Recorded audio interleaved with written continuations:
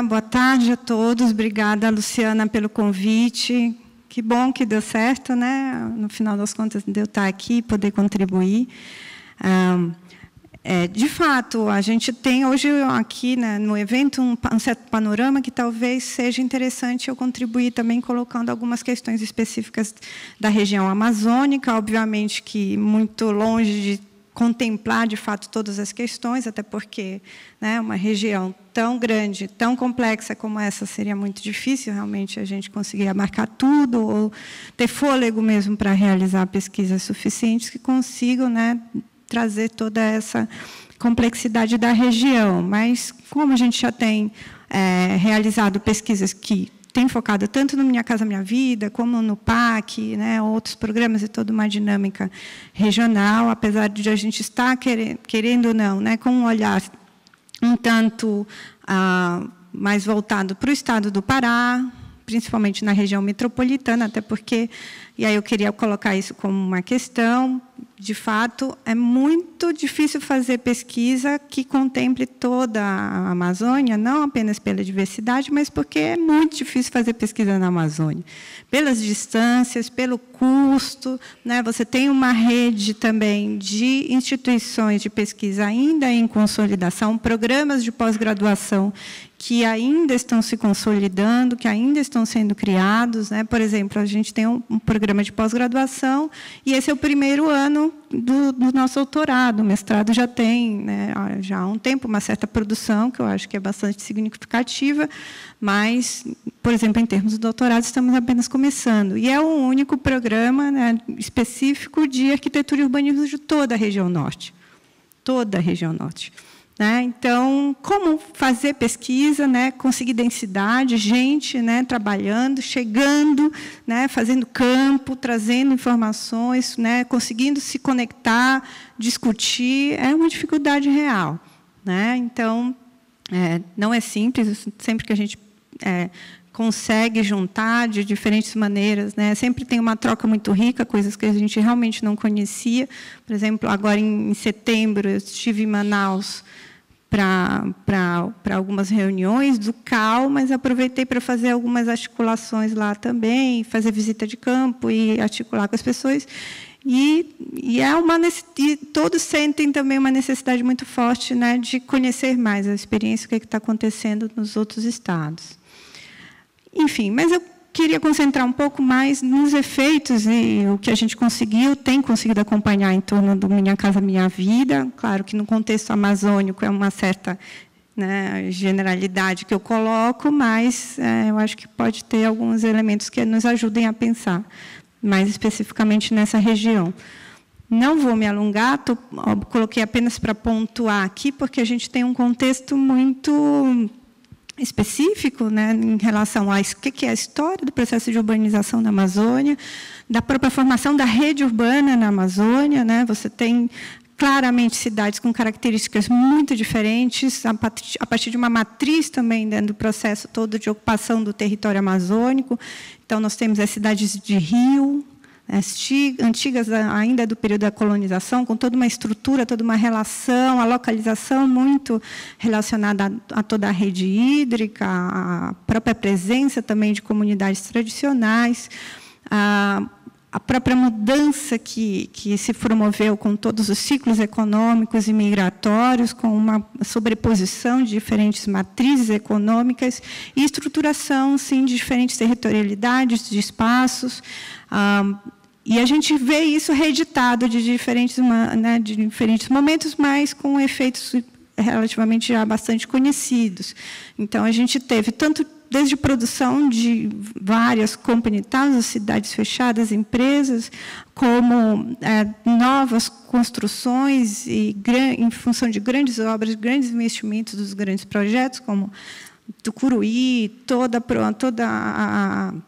a estrutura criada pela Vale, né, para promover o processo de exploração mineral, a estrada de ferro, agora a Belo Monte, enfim. Né, a gente tem aí toda uma estrutura bastante transformada, né, por esses grandes empreendimentos, e isso socialmente também produzindo uma série de questões, sem falar na questão ambiental. Se a gente for olhar especificamente para as cidades, a gente vai ver que a gente tem índices baixíssimos de infraestrutura por uma dificuldade histórica de fazer, de fato, né, investimentos no intraurbano. Né? Você tem períodos de grandes investimentos em grandes infraestruturas, rodovias, ferrovias, portos, e tudo isso, mas há o investimento da infraestrutura no intraurbano, na infraestrutura básica mesmo, né, para a maior parte das cidades, e eu estou falando principalmente das capitais mesmo, né, é realmente muito baixo, tanto que em todos os números, IBGE, e todos nos mostram claramente, né, que a deficiência em relação à cobertura de infraestrutura urbana é realmente muito grande. E diria que a gente tem também uma peculiaridade muito grande, que é a questão da confusão, da grande abrangência da questão da irregularidade fundiária, seja no rural, seja no urbano. E isso é uma dificuldade realmente, né, bastante pesada de se resolver. Claro que fruto também de desdobramentos que levam a questões, por exemplo, como muita violência no campo, né, e também nas cidades com muitos processos de ocupação e reintegração de posse também, que eu vou comentar um pouco mais depois. Há que foi falado ontem, né, rapidamente, sobre a questão do papel das cidades médias, porque nós temos também cidades médias importantes e que têm um papel muito importante nessas redes, pelo fato de você ter distâncias também muito grandes em algumas cidades assumindo o papel de polos, e também de muita concentração desses investimentos que vão, principalmente, digamos, para o imobiliário, né, nessas cidades polos. Marabá, Parauapebas, Paragominas, o Castanhal, mais próximo de Belém, o Barcarena, por aí vai. E a questão da integração regional, né, não apenas nacional, mas a integração interna mesmo, né, na região, como ainda uma questão ainda muito longe de ser superada. Bom, eu poderia trazer muitos mapas, esse foi o que eu achei mais rapidamente, mas, enfim, né, tanto em termos da rede hídrica, né, na região, como a presença de diferentes tipos e tamanhos de cidade, eu não sei se está dando para ver muito bem a diferença entre eles, mas a gente vai ter, de fato, uma multiplicidade muito grande, porque pode parecer que você não tem gente no território, mas quando você olha melhor, quando você olha em diferentes escalas, né, de povoados, nucleações ou comunidades tradicionais, você vai ver que tem muita gente, sim, no território, claro que não numa alta densidade, mas você tem a presença e tem estruturas diferentes de organização social que passam, né, um pouco ao largo, muitas vezes, né, de várias discussões. Eu trouxe uma imagem de algumas pesquisas que a gente já tinha feito antes, que aí é especificamente no caso do oferta pública, do Minha Casa Minha Vida, pegando os estados da região. Então, a gente vê claramente, né, que há uma concentração que vem principalmente do eixo aqui do centro-oeste, pegando também, né, do Tocantins, sudeste até o nordeste do Pará, com muito destaque. Claro que tem muito a ver com a própria dinâmica econômica do que a gente tem das frentes.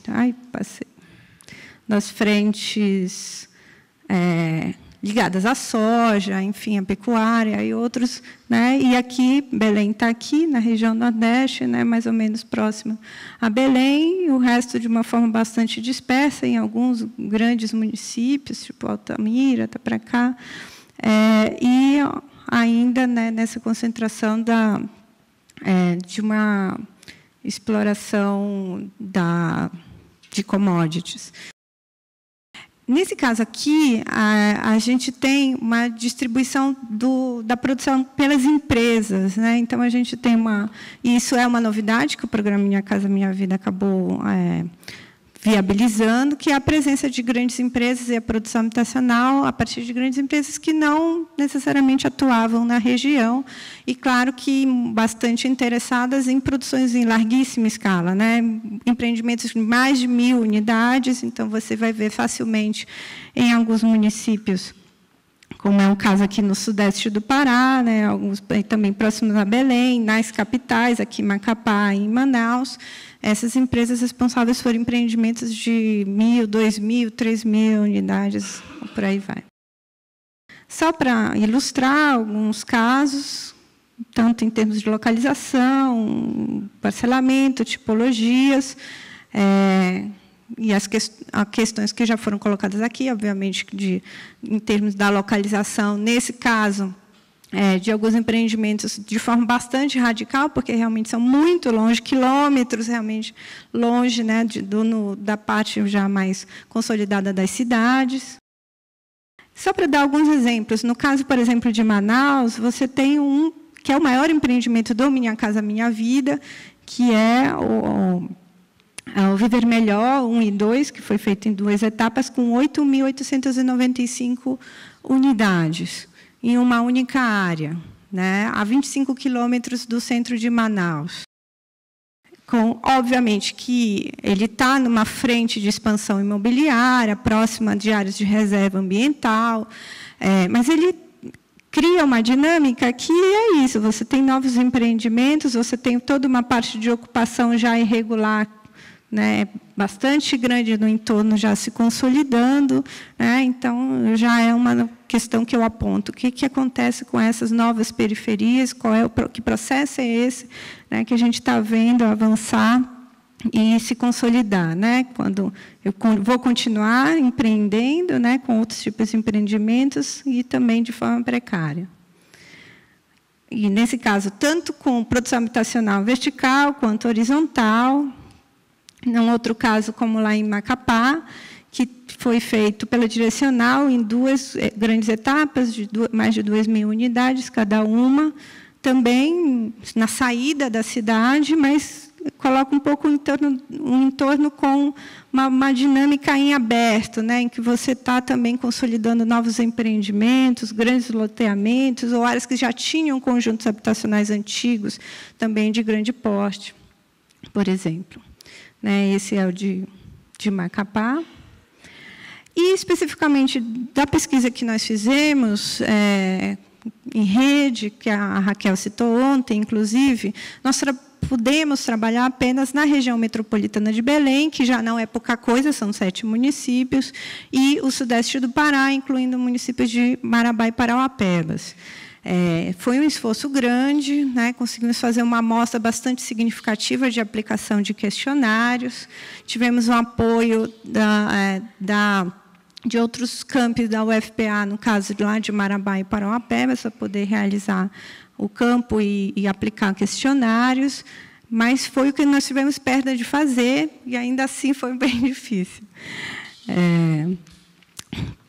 Olhando mais especificamente na região metropolitana de Belém, a localização dos empreendimentos, e aqui está misturado faixa 1, 2 e 3, a gente pode ver que há uma grande concentração, até mesmo pelo perfil dos municípios, nos 3 primeiros municípios da região metropolitana, no caso, Belém, aqui, Ananindeua e Marituba, né, numa área onde você tinha uma dinâmica de terra já bastante disputada, e eu acho que, no caso da região metropolitana de Belém, tem uma questão interessante que aconteceu logo no lançamento do Minha Casa Minha Vida, é que a Coab Pará, que é uma companhia estadual, ela teve uma atuação bastante forte no sentido de vender praticamente a preço de custo em estoque de terra que a Coab possuía já há bastante tempo, que estava relativamente bem localizada, principalmente no município de Ananindeua, que é o município conurbado a Belém. Então, garantiu que boa parte dos primeiros empreendimentos da faixa 1 pudessem ter uma localização razoável. E, obviamente, que posterior à utilização desse estoque, você foi ver os empreendimentos viabilizados realmente se consolidaram bem mais longe. Aqui, especificamente, os da faixa 1, e aí a gente vai ver, no caso, algumas concentrações, né, em algumas áreas, mas, ao mesmo tempo, alguns empreendimentos relativamente bem localizados, e depois já quando a gente teve um momento de viabilização de empreendimentos em Belém. Em termos de quantidade, né? Em Ananindeua, que é esse município próximo a Belém, ele vai ser maior, justamente pela questão da atuação da Coab, como eu falei, mas porque você já tinha, várias empresas tinham um estoque de terras que poderiam utilizar lá. Ao mesmo tempo, eu queria destacar uma situação, que é a própria atuação da prefeitura, no caso, por exemplo, de demarcação de ZEIs em algumas regiões, que acabaram provocando uma concentração de empreendimentos em áreas extremamente isoladas, próximas de áreas de proteção ambiental, e por aí vai. Então, como é que a própria prefeitura, né, toma certas decisões, como, por exemplo, a demarcação de áreas que induz esse tipo de questão, né, fazendo surgir, então, uma grande concentração de grandes empreendimentos. Aqui, no caso especificamente do FAR e esses de empreendimentos do FGTS. Especificamente em Belém, gostaria de destacar também que houve um resultado interessante pelo fato da prefeitura ter aprovado em 2013 uma lei específica com incentivos aos empreendimentos do Minha Casa Minha Vida. Isso teve um resultado concreto, vários empreendimentos, então, foram viabilizados, e viabilizando mais de 10 mil unidades contratadas, né, mas, obviamente, com muita dificuldade de conseguir finalizar esses empreendimentos agora. Mas, ao mesmo tempo, produzindo uma certa indução também de empreendimentos em áreas de proteção ambiental, que tendem, né, a ter também impactos importantes na cidade. Outros casos, só para ilustrar também, no caso aqui de Marabá, onde a produção ficou bem fora mesmo, né, o centro, a mancha urbana está aqui, ficou do outro lado do rio, em condições bastante de isolamento, né, das moradias, com uma quantidade muito grande de unidades, empreendimentos de 1.000, 3.000 unidades, então, com um efeito territorial também importante de deslocamento dessa população. No caso de Parauapebas, da mesma forma como eu tinha colocado, você tem uma dinâmica de produção também de loteamentos, que vem junto com Minha Casa Minha Vida, para uma demanda que não estava muito clara, né? Uma parte dela puramente especulativa mesmo, de compra de casas em loteamentos ou lotes urbanizados, mas que o Minha Casa Minha Vida se insere e passa a consolidar, de certa forma, uma dinâmica em regiões, em áreas de expansão dos municípios, né, misturada com ocupações precárias, né, de forma bastante precária. Marabá, como eu tinha... Esse aqui está no meio do nada, esse empreendimento definitivamente no meio do nada, e enfim, com uma série de problemas relacionados à infraestrutura que foi executada, com problemas enormes em termos da infraestrutura de drenagem, principalmente, água, né, e, obviamente, que não vão ser facilmente resolvidos pela própria prefeitura. Só para ilustrar.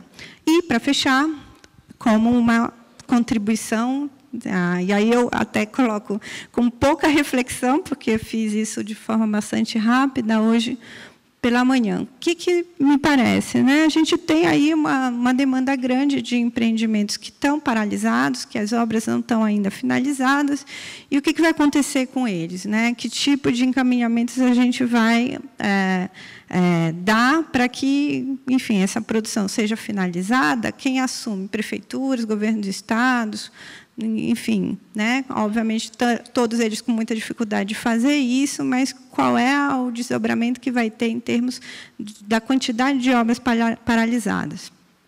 Uma demanda pela complementação também de equipamentos comunitários, ou mesmo da infraestrutura, que tende a voltar novamente, né, para os municípios, e como resolver isso, né, frente a uma limitação enorme de capacidade de investimentos, tanto de municípios e de governo do Estado.